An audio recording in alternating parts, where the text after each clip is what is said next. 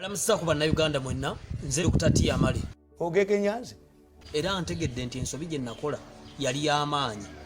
Oyo omwana kende mukwata kenkale enjoka nyina tetiri mutokota. Nvuddeyo okwetonda.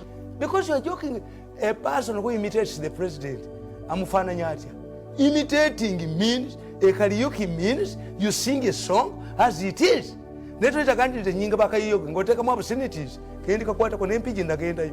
Bulamu bwange tebugenda kuddamu kikuba kyekimu ng'ayogedde ku Bobi Wine. Kakati gwe okunganyiza abantu bonna ssente ozaagala ate ovumira mu Bobi Wine kaba kubattule. Ndeetondera people power, neetondera abawagizi ba Bobi Wine yonna gye muli. Era bambi temunkyawa. Bobi Wine tavumwa.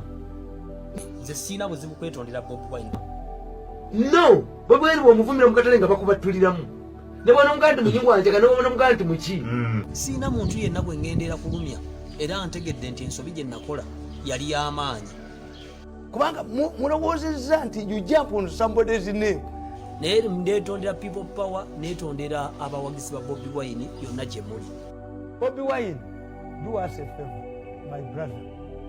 Don't engage this man. The man yafa gw'omuzuukusi akasajja tokaddamu Bobi Wine tuyambe. Bobi Wine todda mu kasajja kano.